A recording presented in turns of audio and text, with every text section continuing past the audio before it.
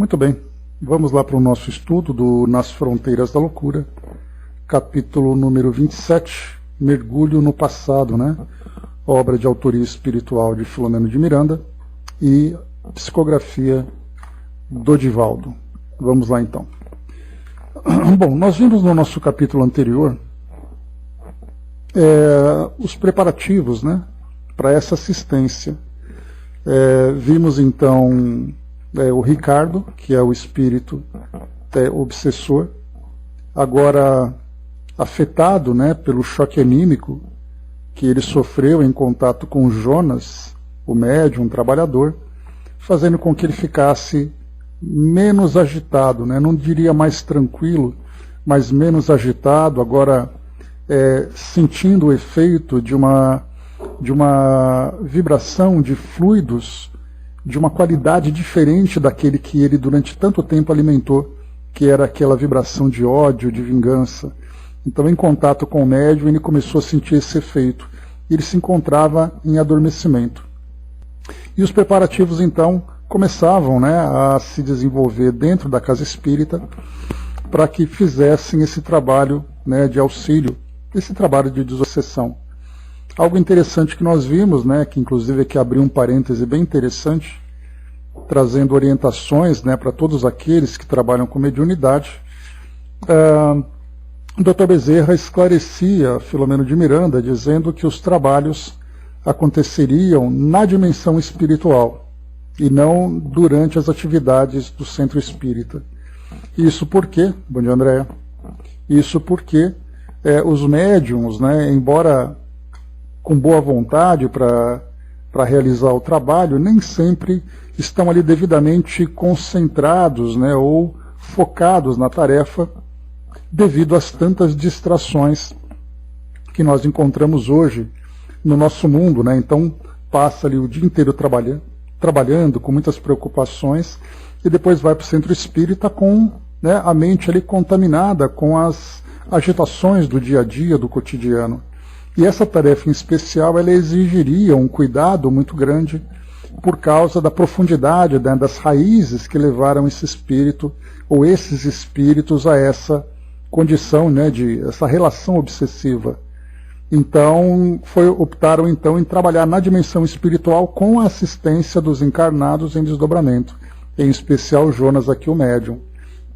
Nesse capítulo anterior também falou um pouco da história do próprio Jonas, que no passado havia sido sacerdote, mas trazendo ali fraquezas profundas no campo da sexualidade, o que fez com que ele causasse a si mesmo, né, principalmente muito sofrimento. E ele optou então em viver nessa encarnação, né, uma vida solteira, tendo ali algumas disfunções no campo da sexualidade, disfunções orgânicas no campo da sexualidade, e para que ele pudesse então se redimir, né, dos delitos do passado.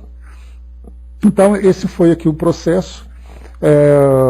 Todos então estavam já se concentrando no plano espiritual, em especial Julinda, que mais calma, né, por causa das aplicações magnéticas que ela recebia naquele processo terapêutico. Ricardo, que vinha adormecido para também receber essa assistência. Dona Angélica, a mãe de Julinda, Julinda encarnada, Dona Angélica encarnada, as duas em desdobramento no plano espiritual. Juvencio, que era o pai de Julinda, que havia desencarnado, ele havia sido médico, e agora ele era trabalhador no plano espiritual, então ele também participava desse processo. Então, três encarnados, Julinda, o marido Roberto e Dona Angélica, os três encarnados em desdobramento. E desencarnados nós tínhamos então Jonas também encarnado, né, mas agora é desdobramento. Tínhamos também Juvencio, Dr. Bezerra, e também o Filomeno de Miranda, e também o Genésio, que era também trabalhador, né, na dimensão espiritual. Então todos concentrados no plano espiritual agora para iniciar esse trabalho. Nós vamos a ele, né? Bom dia, embaixador, bom dia, Motoca. Mergulho no passado, capítulo 27. havia uma superior concentração de propósitos que a todos nos reunia naquele momento.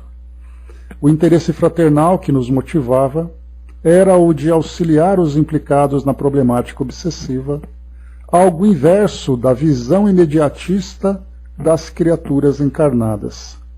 Aqui tem um ensinamento profundo nessa passagem, porque o interesse no processo de obsessão geralmente é focado na vítima, e o obsessor, recolhido no plano espiritual, afastado daquela vítima, e para que apenas uma das partes fosse ali então devidamente tratada. Essa é uma visão imediatista. Afasta o obsessor, cuida da vítima, o problema está resolvido. Na dimensão espiritual a visão é diferente. O interesse fraternal que nos motivava era o de auxiliar os implicados na problemática obsessiva. Então, diferentemente dos encarnados, no plano espiritual, então, a visão era acolher a todos, porque até aquele que é o obsessor, nós recebemos essa valiosa orientação do nosso amigo Eduardo, né, que sempre lembrou que o obsessor é o espírito que muitas vezes é vítima de si mesmo, ou vítima também daquilo que levaram ele a essa condição. Então ele também necessita dessa mesma assistência. Então no plano espiritual, também não apenas essa visão, mas até mesmo a forma de auxiliar, né, de trabalhar com esse espírito, de fazer com que ele então, como o próprio título indica para nós, né, fizesse um mergulho no seu passado, através de uma regressão, né, na sua história, na sua memória. Então esse era o propósito desse grupo que se reunia. Para nós, o drama de Ricardo era o mais pungente. Martirizado por consecutivas aflições e desconfortos, ele padecia da loucura vingativa, necessitando, portanto, de urgente atendimento. Só para a gente lembrar, ele havia sido vítima de uma trama afetiva em existência anterior, em que Julinda, uma jovem que trazia viciações no campo da sexualidade, da sedução e tudo mais, ele acabou sofrendo uma lesão afetiva, o que levou a um desequilíbrio muito profundo. No intervalo entre essas duas reencarnações, ela e ele então organizaram um planejamento reencarnatório para que viessem na condição de mãe e filho, e ela, ainda mantendo essa mesma viciação do passado, provocou o abortamento. Então ele sofreu a lesão afetiva, sofreu essa rejeição agora da reencarnação, potencializando então esse desejo de vingança que ele já trazia, né? Então um desequilíbrio muito profundo. Por isso uma loucura vingativa, como foi colocado para nós aqui. É certo que as suas dores não lhe chegavam gratuitamente, porquanto a seu turno, antes delas, fora um dilapidador das sagradas oportunidades que a vida a todos nos confere. Então mais um outro trecho aqui interessante da gente observar. Toda dor tem uma raiz, né? Então a gente geralmente olha o obsessor. O obsessor, ele se torna vingativo porque ele foi vítima de algo que o afetou e o levou a essa condição. Só que, como a gente sabe que tudo acontece pelo merecimento, em condições que nós mesmos criamos, aqui nós vemos um obsessor que foi rejeitado e sofreu uma lesão afetiva. Mas o que fez com que ele chegasse nesse ambiente e vivenciasse experiências tão dolorosas? Então aqui traz também que Ricardo também teve responsabilidade no curso que ele traçou da sua vida, vivenciando relações dessa natureza. Então, muitos dos casos que nós observamos aqui, nos romances que nós acompanhamos, nas histórias, nos casos que são apresentados, geralmente nós encontramos uma parcela, né, da história desses espíritos. Nós vemos aquilo que acontece naquele momento, dentro daquela história, mas muitas vezes, como a gente já acompanhou também, há situações em que as raízes começaram a se desenvolver há 3, 4 encarnações no passado. E o espírito vem vivendo existência após existência, as dificuldades, até o momento em que nós encontramos um determinado ponto da sua história. Então é uma linha do tempo em que nós vamos vivendo reencarnações sucessivas e muitas vezes ali virtudes vão sendo conquistadas, mas também desequilíbrios vão sendo aprofundados. Eis aí o grande drama que nós vamos encontrar. Então nós teremos a oportunidade de ver qual é a história de um espírito obsessor. Por que que ele se tornou nisso? Então a gente vai fazer uma revisão nesse passado. Está anotado aqui, hein, Fabi? Bom dia. Vamos lá. Não obstante, era agora o necessitado de compreensão e ajuda, a fim de libertar-se da pressão interior que o levava a delinquir, dessa forma libertando Julinda. Mais um caso, né? É inevitável a gente fazer comentários aqui, porque cada trecho traz para nós uma história. Julinda vai ser ajudada nesse processo de desobsessão, Ricardo sendo atendido. Mas isso significa que Julinda estará isenta das responsabilidades? Significa que Julinda não será um espírito exposto a novas obsessões pela própria conduta mental que ela teve nessas últimas encarnações? Então é aquele caso que nós encontramos, né? Um indivíduo vai até um centro espírita, levando consigo um caso de obsessão, aí então ele é auxiliado quando então muitos centros espíritas afastam o obsessor, porém o espírito volta, né, ao comportamento natural, gerando novos desequilíbrios e consequentemente gerando novas obsessões. Então não basta apenas fazer ali o trabalho de separar os dois espíritos, há necessidade de uma reforma moral, usando a evangelioterapia como tratamento mais efetivo. Então depende dela também, após, né, porque ela estava ali naquele processo profundo de obsessão, quase ali chegando, né, ao próprio suicídio. Então não basta apenas retirar e afastar o espírito, né, porque a gente viu aqui embaixo, né, a pressão interior que o levava a delinquir, dessa forma libertando Julinda, libertando dele. Mas a questão é, Julinda conseguirá se libertar de si mesma dentro daquilo que ela se tornou com essas escolhas todas? André colocou, então podemos entender que todo obsessor tem ligação do passado como encarnado, não poderá ser somente afinidade, sim, né? Mas nesse caso aqui a gente lembra, Andréia, que, por exemplo, nessa existência em que Julinda, na existência anterior, se encontrou com Ricardo, e aí então naquela trama afetiva acabou fazendo com que os dois se desentendessem, iniciando esse roteiro de busca de vingança. Então esse pode ter sido o primeiro encontro entre os dois, em que ela se tornou algoz e ele vítima. Mas ele muitas vezes traz na sua história uma situação em que ele se atrai para uma relação dessa natureza. Então não significa necessariamente que os dois têm uma história longa. Pode ter sido o primeiro encontro deles. Mas esse primeiro encontro, como acontece conosco, por exemplo. Eu teria uma história passada em que me levaria a diversos desequilíbrios no campo afetivo, né? Não, é muito válida a sua dúvida. Então, eu criei no passado uma situação de desequilíbrio afetivo. Não tenho vínculo, porque a pessoa com quem ou as pessoas com quem eu me envolvi no passado, cada uma seguiu o seu próprio caminho. O fato de eu não estar junto delas não significa que eu não traga em mim essa desarmonia, esse desequilíbrio. E aí então eu naturalmente vou atraindo relações compatíveis com esse meu estado.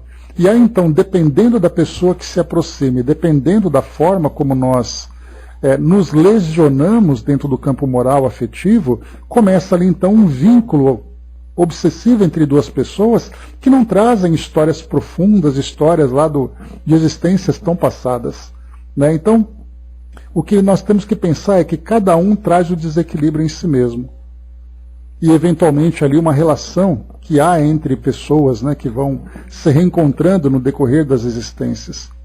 Mas o importante é pensar que cada um é responsável pelo caminho que escolhe para si mesmo. Um bom dia, abraço. Vamos lá. A oração ungida de amor e sincera confiança no doador da vida canalizara vibrações poderosas para o recinto humilde onde os servidores de Cristo se congregavam para a vivência da caridade. Visivelmente transfigurados sob suave claridade que o nimbava, o instrutor esclareceu-nos a todos quanto às finalidades especiais da reunião. Então aqui nós vamos começar com a preleção, né? Fazendo ali as instruções iniciais para que o trabalho aconteça. E como nós vimos, é um trabalho que traz raízes profundas que precisam ser trabalhadas, compreendendo o histórico de cada indivíduo, o trabalho fundamentado na caridade, e para isso então todos devem ficar atentos. E vejamos aqui que instruções valiosas que chegarão. A irrestrita confiança nos desígnios divinos, acentuou o ponderado, deve conduzir nossos pensamentos, impedindo-nos de julgamentos apressados e injustificáveis. Em qualquer observação, guardemos a postura íntima da piedade cristã em relação ao próximo. Apresente-se-nos sob qual injunção for. Quando o amor sem fronteiras nos comanda o raciocínio, sempre logicamos com acerto. Todos somos necessitados do auxílio do Senhor, seja qual for a faixa evolutiva em que transitemos. Desse modo, auxiliemos. Então, qual o valor dessas orientações? Quando nós, então, vemos um caso como esse, um espírito que é vítima e o outro que é o algoz, que é aquele que é o vingador. Natural que nós nos compadeçamos com a vítima e não nos preocupemos com aquele que é o algoz. Nós vemos claramente isso hoje, né, na nossa própria sociedade, que nós temos uma dificuldade muito grande de ver além daquilo que é mostrado para nós. Então, por exemplo, acontece um crime. Nós vamos pensar, a justiça tem que punir aquele que é o criminoso. E aquela pobre vítima acabou sofrendo o efeito daquele crime. Então, quando nós observamos por essa perspectiva, nós fazemos uma seleção natural. Aquele que é vítima deve ser castigado, aquele que é o algoz deve ser castigado e aquele que é vítima deve ser ali acolhido. Só que quando nós olhamos da perspectiva espiritual, tudo tem uma razão de ser. Aquela vítima se envolve naquela circunstância e aquele criminoso tem a sua raiz, seja ela qual for. Ambos precisam de ajuda. Então essa é a visão que nós temos que ter e é isso que foi colocado para nós. Olhar com imparcialidade, mas olhar realmente aqui como foi colocado, uma postura íntima da piedade cristã, independente da condição evolutiva daquelas pessoas. Então, muito cuidado aqui, né? O amor sem fronteiras, principalmente, que é aqui, né, o lema desse trabalho que vai ser desenvolvido. Fabi lembrou, né? Olha importante o que ele disse, né? Quando pensamos com amor, conseguimos uma análise mais correta, né? Então, quando pensamos de uma forma passional, nós somos mais seletivos. Seguindo, então. Em prosseguimento, aplicou passes em Julinda, dispersando os fluidos pesados e as substâncias antidepressivas que a anestesiavam, mantendo-a em sono profundo, enquanto o irmão Juvencio realizava operação semelhante na senhora Angélica. Lembrando que Juvencio e Angélica foram casados, né, os pais de Julinda. Juvencio desencarnou, trazendo méritos, né, por ter sido um médico bastante dedicado à causa da caridade quando encarnado, né? E aí então ele desencarna, continua trabalhando no plano espiritual. Então ele, Juvencio, trabalha com a filha e trabalha também com a esposa, as duas encarnadas, né? A viúva despertou quase de imediato, procurando assenhorar-se do recinto que se encontrava. Relativamente lúcida, identificou o esposo desencarnado que a envolveu em abraço de ternura e reconforto. Aqui é interessante também lembrar que a viúva despertou quase de imediato. Então esse é um recurso, né, que os espíritos utilizam quando então, em desdobramento, nós chegamos nesse ambiente do plano espiritual, mas muitas vezes entorpecidos, né, pelo sono, pela influência do corpo físico, pela nossa consciência estar muito presa na realidade do mundo físico. E aí no mundo espiritual nós ficamos ali meio desorientados. Essa aplicação de passes, como foi colocado, faz então com que nós despertemos. Fiquemos mais atentos, mais conectados com agora esse ambiente onde nós nos encontramos, que foi o que aconteceu com ela.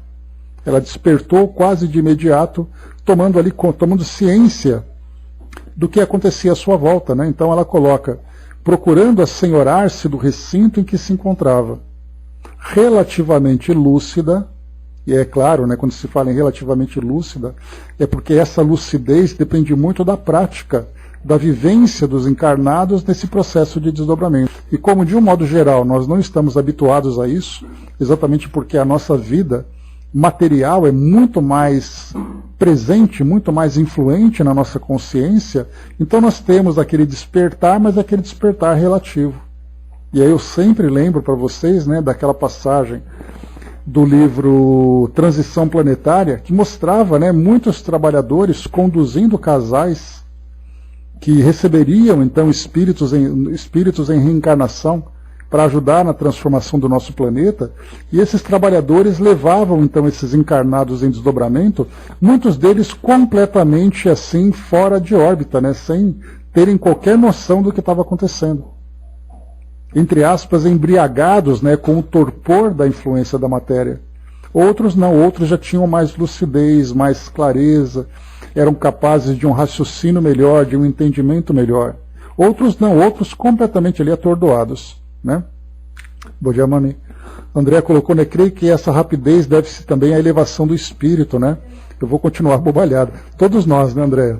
Então, no caso de Dona Rica, embora ela não fosse espírita, né, isso foi mostrado para nós lá no começo da história, né, porque é ela que fez aquela prece, a Dr. Bezerra de Menezes, porque ela ouvia falar dele, então ela não tinha essa espiritualização, pelo menos, né, ou melhor, essa prática de desdobramento, essa lucidez da realidade espiritual, mas realmente ela tinha esse merecimento, né, pela nobreza do coração dela. Então ela não era espírita, mas era um bom espírito, né? Então por isso ela tinha, né, essa facilidade de se desprender da matéria, né? Pois é, né, Brás, tantos detalhes, né? Mas é importante a gente ler nas entrelinhas, né? Eles estão contando a história, somos nós que estamos aqui pescando esses pequenos detalhes, né? Mas vamos lá, então ela despertou e já começava aqui então a ter esse conhecimento, né? Esse entendimento do que estava acontecendo, já que ela estava adormecida no mundo físico, né? E aqui então reconheceu o esposo e tudo mais. Harmonizadas as primeiras emoções, disse-lhe o companheiro afeiçoado: as tuas preces encontraram ressonância na amorosa acústica do Mestre. Aqui nos reunimos hoje com o propósito de socorrer nossa querida filha. Embora o amor que lhe devotamos, convém não nos esqueçamos de que nos merece igual afeto aquele que a perturba. Assim acautelemo-nos contra o favoritismo pessoal em detrimento da afeição generalizada. Então aqui mesma coisa, né, chamando a atenção que aquele espírito que é visto como aquele perseguidor cruel também é vítima e precisa de muito amor para que ele possa também recobrar o equilíbrio, né? Já que olhando da perspectiva espiritual, né, não há vítimas. Sempre ali nós criamos situações, na maioria das vezes sendo vítimas de nós mesmos, né? Como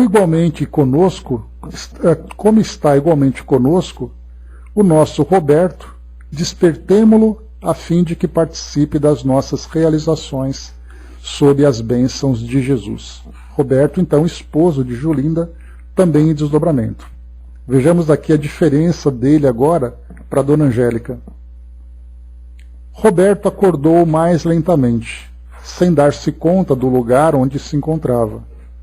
Identificou a sogra com alguma compreensível dificuldade, sendo apresentado ao irmão Juvencio, a quem não conhecera no plano físico. As suas qualidades morais positivas favoreciam-no com o equilíbrio necessário para aquele tipo de atividade. Amparado pelo sogro diligente, permaneceu aguardando os acontecimentos. Então Roberto um pouco mais, né, distante daquela lucidez que apresentava Dona Angélica.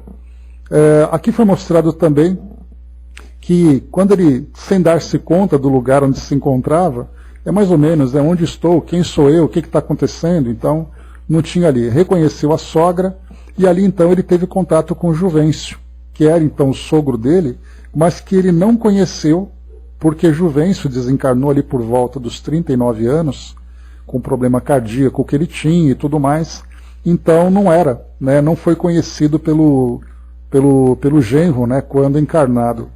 Por isso então era uma pessoa estranha e foi apresentado.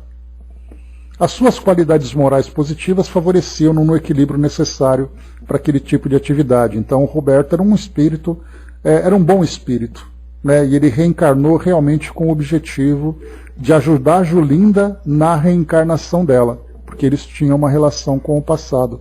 Por isso então Roberto também tinha sido ali convidado, ou quase convocado, para participar, né, desse trabalho de auxílio pelo merecimento que ele tinha.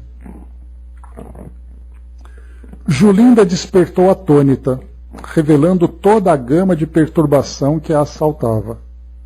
As fixações mentais negativas ressumavam com caráter de pavor. A presença do mentor afigurou-se-lhe como a um severo juiz. Prorrompeu em pranto de medo, rogando perdão como se estivesse sob julgamento, aguardando grave condenação. O benfeitor serenou-a com a aplicação de passes na região coronária e no epigástrio, acalmando-a com vigorosas cargas de forças positivas. A paciente recobrou a tranquilidade, mantendo-se um pouco abstraída do ambiente e das pessoas que ali se encontravam. Então aqui a condição de Julinda era um pouco mais problemática, porque ela já trazia, né, uma influência de Ricardo, o obsessor, há bastante tempo, né, uma perseguição que durava ali anos. Então é natural que ela se encontrasse nessa condição de desorientação. E uma desorientação negativa, né, porque o processo obsessivo vai gerando, né, um desequilíbrio mental na pessoa que sofre.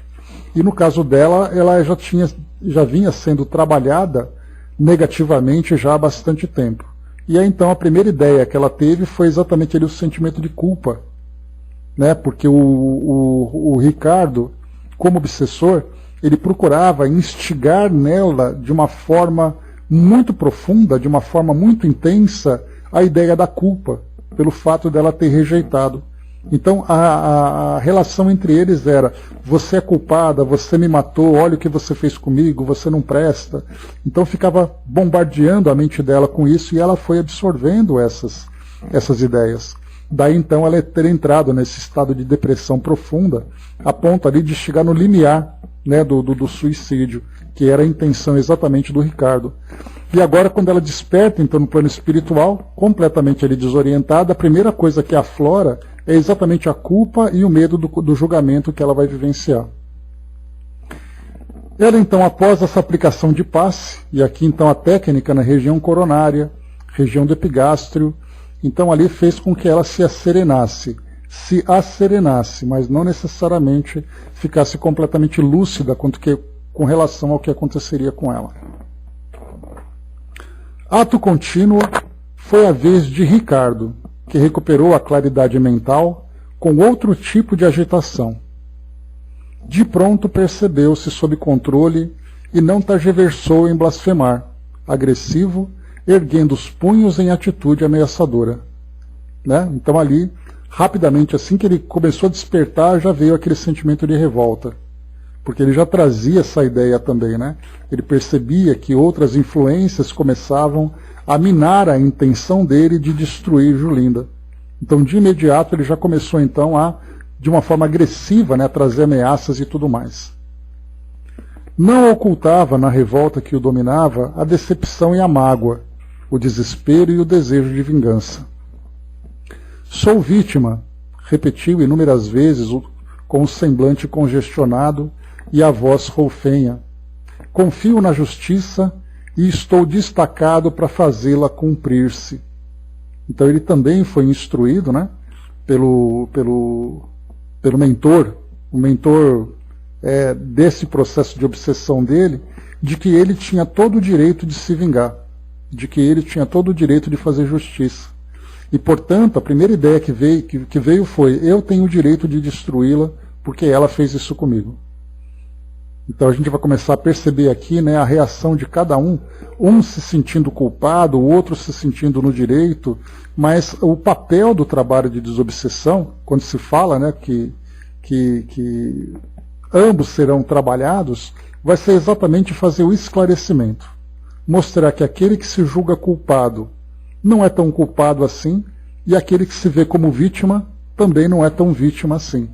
Por isso, então, ali, essa lucidez que os dois vão alcançar vai fazer com que eles, então, tenham consciência das suas próprias histórias.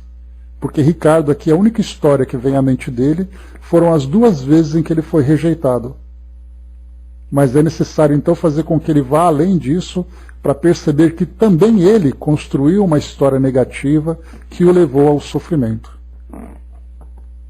Dr. Bezerra, em silêncio, mantinha-o sob ação psíquica dirigida, sem embargar-lhe a palavra, impedindo-o, porém, de atitudes precipitadas ou inconvenientes. Ao concluir a operação de contenção da sua agressividade, falou-lhe com serenidade e amor. Todos somos vítimas de nós próprios. Os nossos mapas de ação apontam mais rumos infelizes do que roteiros de acerto. Concordamos com tua assertiva quanto à posição de vítima, conforme te encontras, porquanto o ódio é ser viciador inclemente daquele que o gera, e a vingança é algoz oculto que termina por vencer quem a estima e cultiva. Não me refiro a isso, retrucou em pranto de ira. A divina justiça faz-me corrigir com o açoite do sofrimento a quem tanto me tem prejudicado. É o que iremos examinar, meu irmão, justificou o amigo benevolente. Não te julgamos, nem temos a pretensão de impedir-te a execução dos planos em pauta. Pretendemos estudar juntos as causas dos males que te afetam, assim como aos teus desafetos, procurando soluções compatíveis que a todos nos felicitem. Não desejo felicidade, desabafou magoado. Sou um desventurado e assim prosseguirei, repartindo a minha desgraça com aqueles que me tomaram a aventura. Aqui nos encontramos, esposo benfeitor, para estudos e conhecimentos que nos auxiliem no crescimento para a vida e não para impor condições e agravos que nos compete fazer por nos faltarem os valores mínimos que justifiquem tal procedimento. Acalma-te e ouve. Somos teus amigos e participamos de tua problemática angustiante. Não nos tenha em má conta, porquanto não estamos contra ti ou qualquer outra pessoa, senão a favor do bem que a todos nos deve amparar. Mantém-te tranquilo e observa. Perceberá que os nossos são os propósitos superiores de paz e edificação da felicidade geral. O infeliz, recebendo as forças psíquicas harmonizadas do mentor abnegado, pareceu aquietar-se, embora o semblante contraído denotando rancor e sofrimento. O que nós vemos aqui, primeiro ele se encontra retido para qualquer tipo de emoção mais agressiva, mas tendo a ele o direito de se expressar, exatamente para que ele possa fazer até mesmo aquela anamnese de si mesmo, para falar sobre o que ele está sentindo, sobre o que ele está pensando, mas ao mesmo tempo também ali recebendo essa influência, esse domínio magnético, Brasil, exatamente, para que ele consiga também ouvir. Então ele tem o direito de se expressar, mas a influência moral e esse envolvimento magnético, que são recursos, são forças que nós conhecemos, assim de uma forma muito superficial, vai então fazendo esse trabalho em que ele se expressa e ao mesmo tempo ouve para poder ser levado a esse caminho de reflexão. Convidado a ocupar uma cadeira isolada à frente do semicírculo, onde todos nos sentávamos, o médium Jonas de alguma forma habituado a esses labores, colocou-se em atitude de concentração profunda. Lembrando que Jonas estava ali também em desdobramento, né? Nesse momento adentraram-se 2 cooperadores, trazendo em maca um espírito em estado desesperador. Com a forma perispiritual gravemente afetada, possuía caracteres simiescos de avançada similitude com os chimpanzés. Então aqui uma deformação perispiritual que fez com que ele perdesse, até mesmo, as características humanas, mas apresentando uma forma animalesca, em similitude com os chimpanzés. Claro que quando ele coloca caracteres simiescos, dos símios, e os chimpanzés, fazendo parte desse grupo, é uma analogia, beleza? É uma analogia, uma comparação, que o Filomeno apresenta para nós, mas que certamente não teria nem porquê trazer para nós tantos detalhes, sobre a aparência desse espírito, mas dá para a gente ter essa ideia, sobre a condição em que ele se apresentava.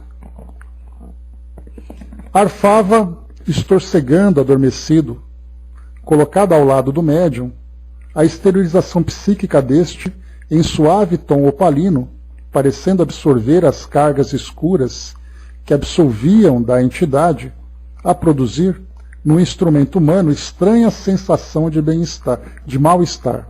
Então, a própria presença do espírito já irradiava esses fluidos dessa qualidade tão inferior que só de estar perto já fazia com que se sentisse mal, aquele enjoo, aquela agitação, aquele incômodo. Subitamente, como que se magneticamente atraído pela irradiação poderosa do encarnado, o sofredor se lhe acoplou, ajustando-se com imensa dificuldade e sofrimento no molde perispirítico, produzindo um fenômeno de transfiguração atormentada. Aqui a gente está vendo, interessante essa passagem, que nós estamos vendo aqui um fenômeno mediúnico acontecendo no plano espiritual, em que o espírito, então, começa a se manifestar através do médium, mesmo no plano espiritual. Então, só para a gente poder observar aqui mais uma vez esse trecho, para ficar bem claro para nós. Colocado ao lado do médium, a exteriorização psíquica deste, em suave tom opalino, parecendo absorver as cargas escuras que envolviam a entidade, a produzir no instrumento humano estranha sensação de mal-estar. Subitamente, como se magneticamente atraído pela irradiação poderosa do encarnado, do médium, o sofredor se lhe acoplou, ajustando-se com imensa dificuldade e sofrimento no molde perispirítico, produzindo um fenômeno de transfiguração atormentada. Então olha só que é como se fosse quase que uma materialização que o médium proporcionaria para que esse espírito se manifestasse. E quando então esse espírito se manifesta através do médium, ocorre nesse próprio médium uma transfiguração, trazendo aquela aparência atormentada. Algo estranho para nós, que é até difícil da gente compreender. O médium retratava fielmente o que experimentava o espírito, o qual, desse modo, fruía a oportunidade de ter algo amenizadas as rudes aflições. Não conseguia falar, embora agitadamente se sacudisse, movimentando Jonas, que passou a apresentar os seus caracteres deformados. A cena era constrangedora na sua exteriorização grotesca. A custo, poderíamos identificar que a zoantropia ocorria num ser que viera de uma reencarnação masculina. Os olhos avermelhados, miúdos, moviam-se nas órbitas da organização mediúnica e os braços alongados balouçavam em movimentos desordenados. A boca larga, descomunal, numa face típica dos macacos, babava, denotando estado de avançada ferocidade. Julinda e os demais companheiros do seu grupo familiar não percebiam totalmente a ocorrência. Ricardo, porém, estampava na face lívida a máscara do horror, naquela cara pálida, aquela máscara do horror assustado com o que ele via. O mentor, que se exercitara com acentrado amor no ministério de socorro aos infelizes mais infelizes, mantinha-se calmo, agindo com segurança, de modo que a comunicação de espírito a espírito ocorresse sem danos para o trabalhador encarnado, portador de excelentes qualidades de sacrifício pessoal. Concluída a tarefa de fixação mediúnica do visitante com o sensitivo, este agora apresenta os traços e formas do hóspede, não nos permitindo distinguir se Jona nele se acoplara ou se fora o inverso que acontecera. Dr. Bezerra, sinceramente apiedado, falou: "Sê bem-vindo, irmão querido. O teu martírio começa a diminuir, anunciando-se próximo o seu termo." O espírito não pareceu entender a frase, porém registrou o pensamento, que lhe produziu uma grande reação de angústia a exteriorizar-se em agitação e grunhidos indecifráveis. "Os longos anos de sofrimento", continuou o abnegado médico das almas, "cessam e ressurges como o dia em triunfo após a noite densa." Fortemente vinculado às reações mentais da entidade, que perdera a faculdade da palavra, o benfeitor prosseguiu, como num diálogo de que ouvíamos apenas a sua voz, enquanto acompanhávamos as reações do ser agoniado. "O amor de Deus não cessa nunca. Vê bem, por mais dolorosa seja a nossa situação, a misericórdia nos alcança, mesmo quando nos arrojamos aos abismos do ódio irracional, como acontece contigo. Hoje iremos recordar pela última vez toda a tua tragédia, a fim de que a esqueças, abençoando-a com o perdão." Então, aqui, antes da gente continuar, enquanto o Dr. Bezerra falava, era muito mais aqui no sentido de esclarecer, né, todas aquelas pessoas que estavam ali participando do trabalho.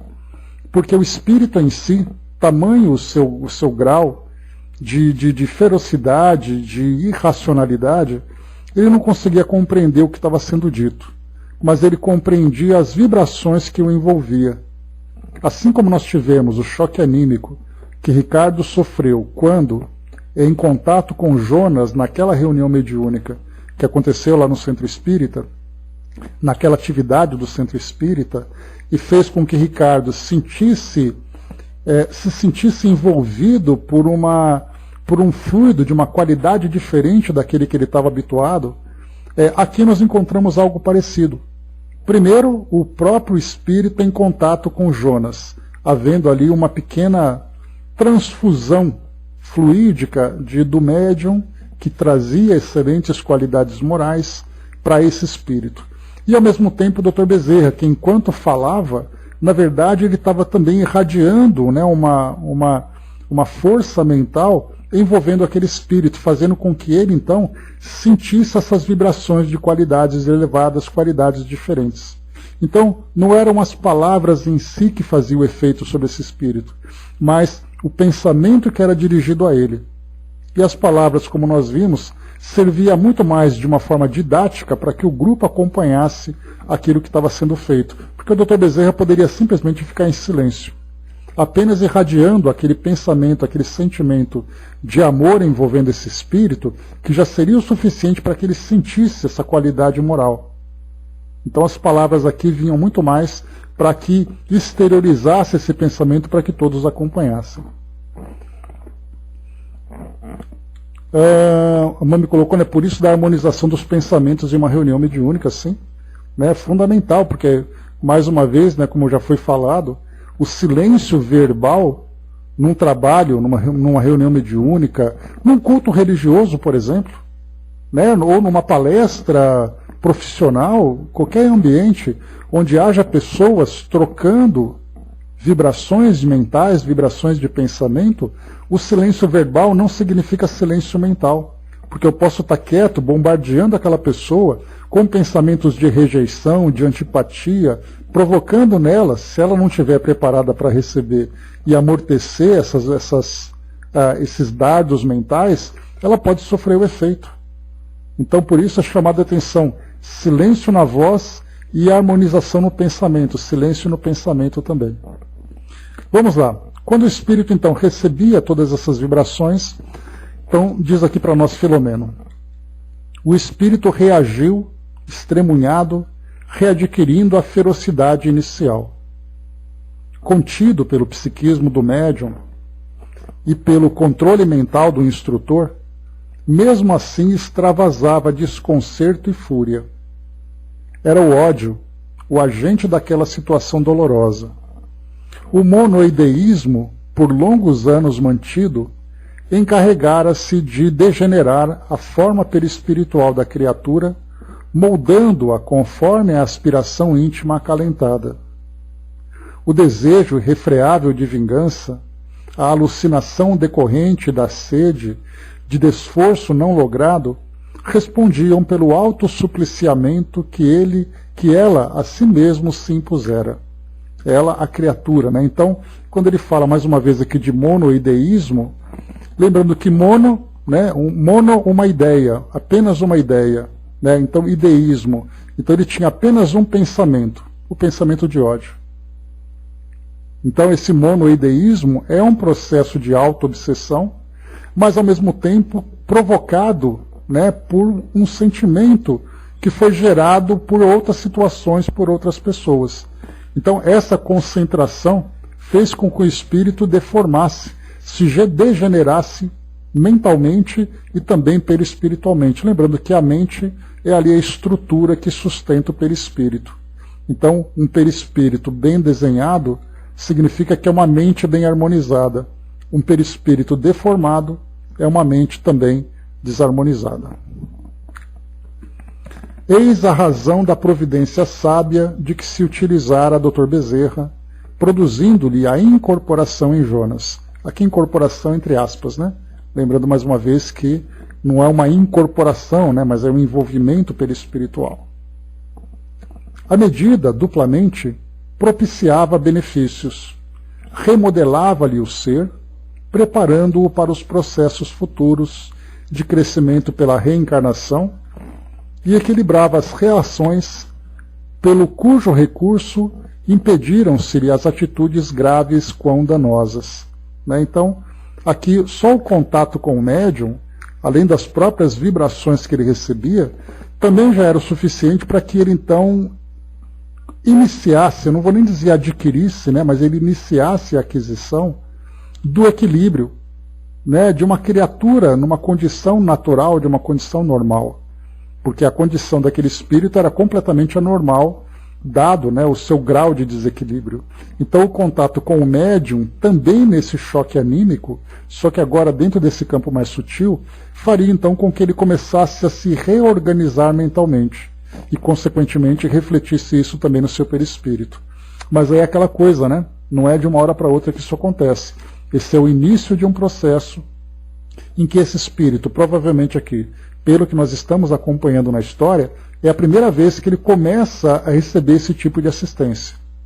Então, se durante tanto tempo ele ficou preso nessa monoideia, é agora que começa o processo de desintoxicação, digamos assim. E aí, como a gente já viu aqui de uma pequena observação que foi feita, ele seria então ali preparado para uma nova reencarnação. Então, para esse espírito, por exemplo, ele poderia reencarnar provavelmente num corpo deformado, num corpo em que ele não teria condições de grandes manifestações, no sentido de se expressar, ideias organizadas. Não é aquele espírito, por exemplo, que teria uma programação reencarnatória, dizendo, olha, você vai reencarnar, você vai ter uma família, você vai trabalhar com isso, você vai ter essas experiências, porque esse espírito absolutamente não tem condições de organizar as ideias para dar curso nesse planejamento. Então ele teria uma reencarnação apenas para se remodelar e se reorganizar mentalmente. Certamente ali numa família que poderia acolhê-lo, fazer com que ele fosse tratado com amor para receber essas primeiras vibrações, para que o corpo físico fosse para ele o molde onde ele poderia reorganizar embora um corpo físico que poderia ser ali algumas deformações físicas, dada a sua condição, talvez muito longa, não muito longa também, mas era o início de um processo. Então são espíritos que nessa condição talvez precisem de umas 2 ou 3 reencarnações para começarem a ter a consciência desperta. Para somente então depois ele poder sentar junto ali com os seus orientadores espirituais e começar a fazer um planejamento reencarnatório que traga para ele ali, né, oportunidades de crescimento, porque o que ele precisa agora é apenas uma reencarnação terapêutica para que ele possa sentir o choque anímico e começar a se reequilibrar. É algo fantástico da gente observar de que modo, né, que a gente vê esses recursos que o mundo espiritual utiliza, né? A Mami colocou lá em cima para nós a constatação da necessidade de abandonar um desejo criador, né, e descobrir uma outra causa para viver requer um esforço, né, principalmente porque ele se encontra muito tempo preso nessa mesma ideia. Então ele vai ter que começar a se desfazer daquilo tudo, porque o ódio, né, como a gente conhece o ódio, de uma pessoa que não gosta da outra, que a gente vê de uma forma superficial. Mas quando a gente estuda esses casos que a doutrina nos oferece, mostrando esses ódios que duram séculos muitas vezes, provoca esse tipo de efeito. Então nós vemos isso na literatura, mas nós não somos capazes de dimensionar isso, a menos que nós tenhamos vivido isso na nossa história. E se nós tivermos vivido isso, graças a Deus a gente já esqueceu. Mas é somente lendo situações como essa a gente consegue ter uma ideia do que realmente acontece com esses indivíduos. A Angelina colocou na linha do físico, né, que só o cérebro era dele legal, né, que era o Steve Hawking, né, que ele estava bem ali deformado com aquela doença degenerativa, né, mas era uma das maiores mentes, né, que a nossa sociedade contemporânea já teve, né. Então ali vivendo, né, as suas experiências, né, a mente direcionada agora para algo construtivo, mas a lei de causa e efeito aplicando nele ali as medidas necessárias para o seu crescimento, né? O que nós vemos como algo lamentável ou algo muito cruel, a justiça divina traz para nós como um amor absoluto, né? É que nós que não conhecemos, né? E por isso que nós estamos inclusive estudando sobre os atributos de Deus, né? O amor perfeito, a bondade perfeita, que inclusive proporciona a esses espíritos a oportunidade de crescerem com essas restrições. Vamos lá.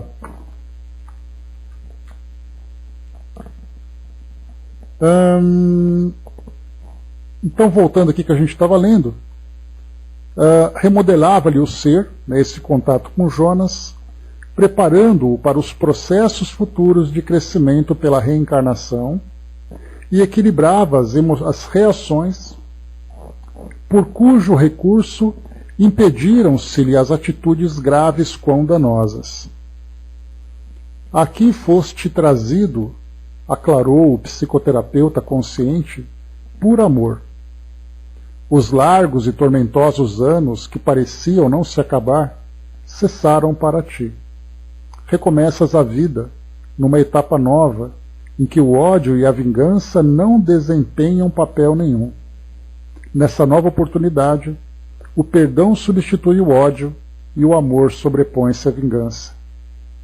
Quem te feriu não tem fugido da justiça, hoje vivendo sem paz. Por sua vez, expunge em igual loucura, erguendo a falsa clava da cobrança por acreditar-se inocente. Mais uma vez aqui uma grande lição, né? Esse espírito também alimentando esse ódio porque ele acreditava que era vítima. Propõe-se a ferir porque se supõe injustiçado, qual ocorre contigo. Chega o momento de interromper-se a cadeia sucessória da loucura que odeia e malsina. A vida é amor. Toda vez que o ser delinque, ferindo o código de ética do amor universal, inverte a orientação de avanço, afundando nos fossos do primarismo do qual se deve evadir. Não recalcitres, portanto, diante do aguilhão da felicidade, que ora dói, porque te contraria os interesses inferiores para abençoar-te depois. A entidade, porém, desprendia lampejos de cólera pelos olhos avermelhados e redondos, enquanto espumava em abundância, traindo o que lhe sucedia no mundo íntimo, balouçando-se o grunhido pungentemente. Então aqui, né, com essas palavras tão clássicas, né, que o Filomeno de Miranda usa para nós aqui, mostrava o espírito então espumando de ódio, espumando de raiva. Todos os participantes da equipe nos encontrávamos em perfeita comunhão mental de propósitos. Podíamos imaginar as acerbas dores que feriam o pobre irmão a ponto de transvariá-lo. Por isso irradiávamos em sua direção amor e ternura, simpatia e piedade. Então aqui não apenas o envolvimento fluídico que o Dr. Bezerra dirigia para esse espírito, mas essa própria, digamos, câmara vibracional que foi criada nesse ambiente por todos os participantes, fazendo com que ele recebesse isso. Então, mais uma vez, era um choque anímico que ele, então, resistia, porque ele não queria saber de felicidade. A ideia principal dele era o ódio e a vingança. Há um sinal quase imperceptível. O Dr. Bezerra, os auxiliares que trouxeram o sofredor, aproximaram-se de Ricardo, que se aturdia inquieto, e postaram-se às suas costas vigilantes. Não me encontro aqui, baldoou este, para ouvir ladainhas e arengas de consolações. O problema dos outros é deles. O meu é o que me interessa. Vou me retirar. Então aqui o Ricardo falando isso, né? Olha, vocês estão fazendo isso, eu não tenho nada com isso, não é problema meu. Vamos ver. O comunicante foi atingido por aquela voz ou pela sua vibração. No caso ali, né, o espírito que... esse espírito adoecido que chegou, né? Ergueu o médium e passeou o olhar furibundo até encontrar aquele que falava. Mais se lhe modificou o aspecto, fazendo Jonas dobrar-se para a frente e mover-se, embora sem sair do lugar. Saltava desconcertadamente e levantava os braços num tormento indescritível. Víamos agora um perfeito fenômeno de transfiguração tormentosa, porquanto o sensitivo desaparecera para dar lugar a um símile perfeito de símio primitivo com avantajado porte. Não estivéssemos conveniente preparados, e a cena rude quão chocante proporcionaria pavor, se não repulsa. E tratava-se de um irmão, que se arrojara no desespero, desfigurando-se e assumindo uma forma perispirítica dantesca. Ricardo sentiu a flechada do ódio do infeliz, que se não estivesse submetido a seguro controle pelo mentor, ter-se-ia atirado sobre ele. Quis erguer-se para sair numa reação de autodefesa, no que foi contido pelos assistentes cuidadosos e começou a debater-se. Que tem esse animal contra mim? Interrogou assustado. Não tenho afinidade com essa classe de seres. A minha área de ação é outra. Esse animal, respondeu-lhe o mentor cordado, é um irmão nosso, que a tua incúria levou ao desespero. Creste injustiçado, no entanto encontra-se ante os teus olhos uma das vítimas de tuas ações malévolas em passado não muito distante. Supões-te com direito a desforço sobre Julinda, mas ouvidas, esquece-se, né, daqueles que deixaste tombado no caminho, enquanto prosseguias alucinado. Não tenho relacionamento com bichos, especialmente com esses que se entregam aos falcões. Aqui uma nota de rodapé. Deixa eu voltar aqui, depois a gente lê o que são esses falcões.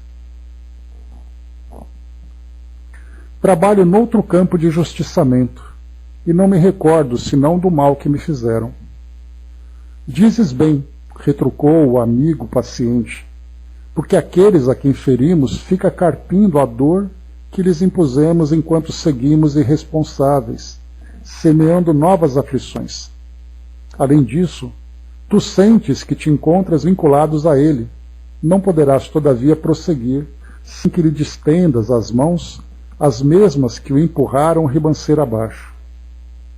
Desejamos, porém, que te não ouvides de que aqui não nos encontramos na posição de juiz, como já o dissemos, mas sim de companheiro de lutas e ajuda recíproca em nome da fraternidade com que Jesus nos ensinou a exercitar o amor.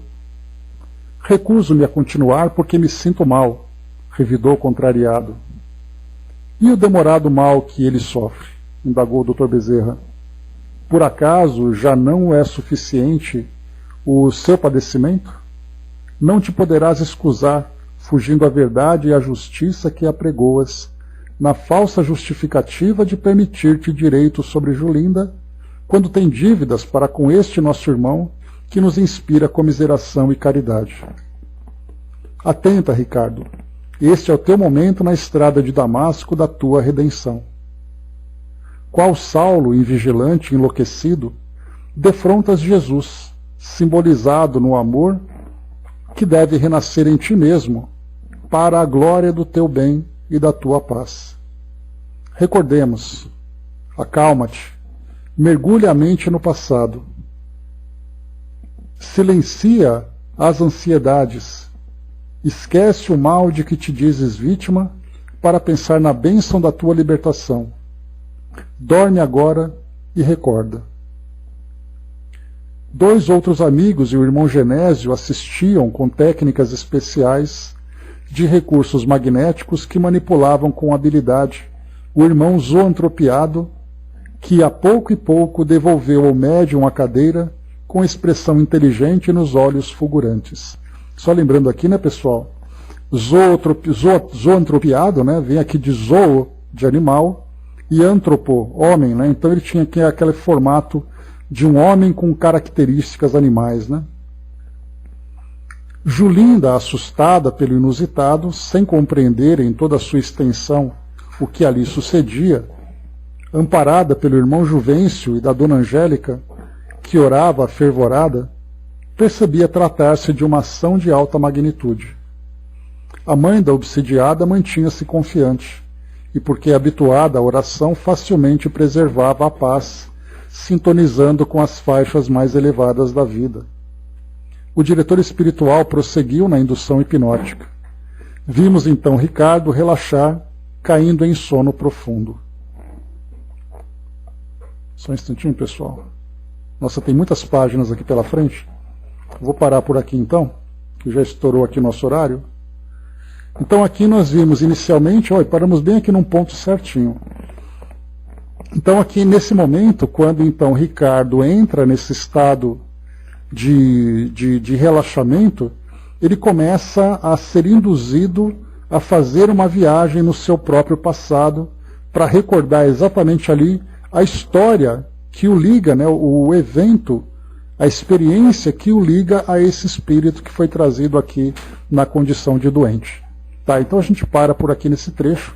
Temos aqui ainda um bom trecho pela frente, que vai agora falar um pouquinho sobre a história dele, né? Então a gente faz aqui a interrupção do nosso estudo, finalizando aqui o nosso trabalho.